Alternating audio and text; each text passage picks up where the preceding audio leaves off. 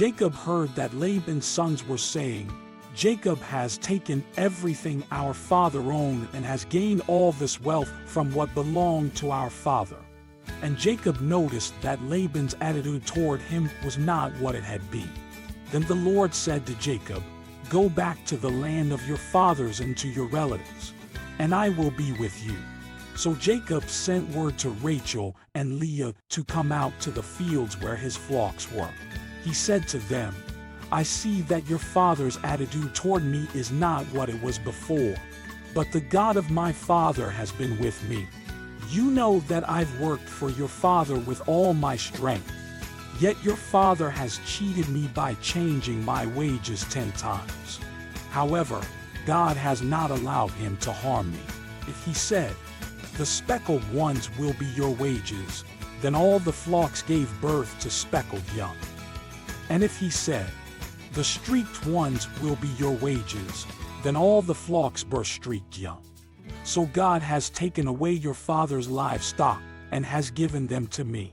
In breeding season, I once had a dream in which I looked up and saw that the male goats mating with the flock were streaked, speckled, or spotted. The angel of God said to me in the dream, 'Jacob.' I answered, 'Here I am.' And he said, 'Look up and see that all the male goats mating with the flock are streaked, speckled, or spotted. For I have seen all that Laban has been doing to you. I am the God of Bethel, where you anointed a pillar and where you made a vow to me. Now leave this land at once and go back to your native land.' Then Rachel and Leah replied, 'Though we still have any share in the inheritance of our father's estate, does he not regard us as foreigners? Not only has he sold us, but he has used up what was paid for us. Surely all the wealth that God took away from our father belongs to us and our children. So do whatever God has told you.' Then Jacob put his children and his wives on camels, and he drove all his livestock ahead of him, along with all the goods he had accumulated in Paddan Aram, to go to his father Isaac in the land of Canaan. When Laban had gone to shear his sheep, Rachel stole her father's household gods. Moreover, Jacob deceived Laban the Aramean by not telling him he was running away. So he fled with all he had, crossed the Euphrates River, and headed for the hill country of Gilead. On the third day, Laban was told that Jacob had fled. Taking his relatives with him, he pursued Jacob for 7 days and caught up with him in the hill country of Gilead. Then God came to Laban the Aramean in a dream at night and said to him, 'Be careful not to say anything to Jacob, either good or bad.'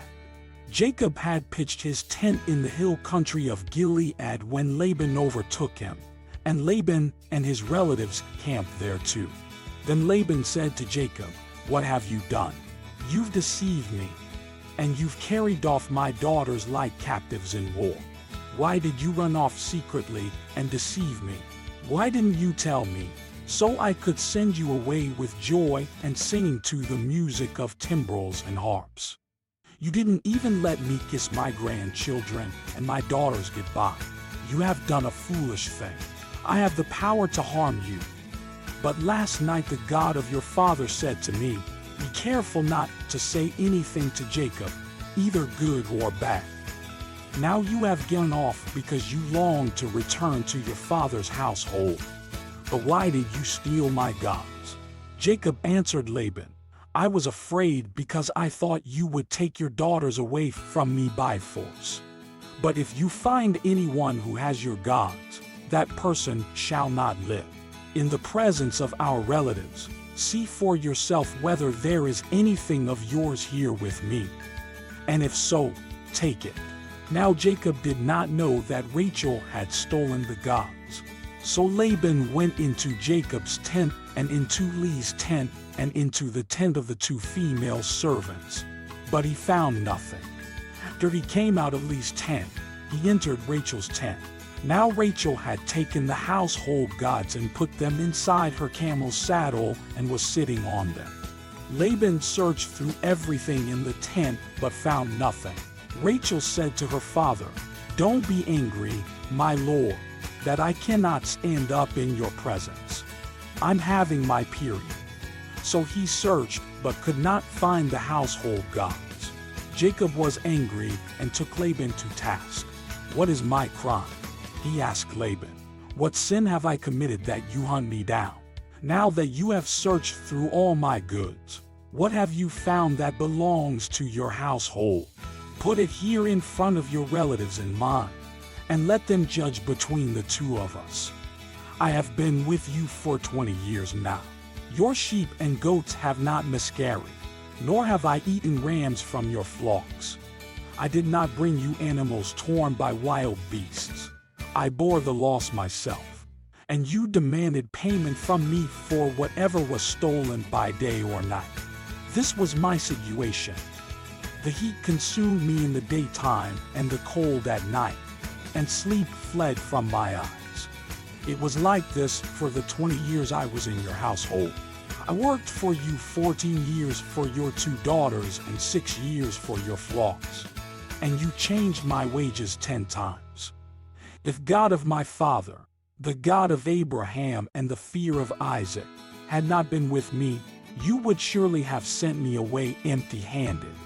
But God has seen my hardship and the toil of my hands, and last night he rebuked you." Laban answered Jacob, "The women are my daughters, the children are my children, and the flocks are my flocks. All you see is mine. Yet what can I do today about these daughters of mine or about the children they have borne? Come now, let's make a covenant, you and I, and let it serve as a witness between us." So Jacob took a stone and set it up as a pillar. He said to his relatives, "Gather some stones." So they took stones and piled them in a heap, and they ate there by the heap. Laban called it Jegar-Sahadutha, and Jacob called it Gilead. Laban said, "This heap is a witness between you and me today." That is why it was called Gilead.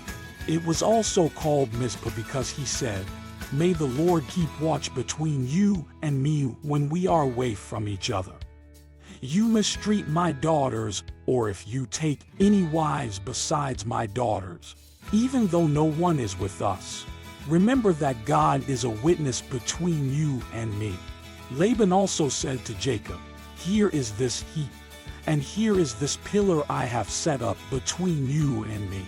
This heap is a witness, and this pillar is a witness, that I will not go past this heap to your side to harm you, and that you will not go past this heap and pillar to my side to harm me. May the God of Abraham and the God of Nahor, the God of their father, judge between us." So Jacob took an oath in the name of the fear of his father Isaac. He offered a sacrifice there in the hill country and invited his relatives to a meal.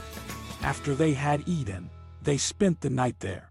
Early the next morning Laban kissed his grandchildren and his daughters and blessed them. Then he left and returned home.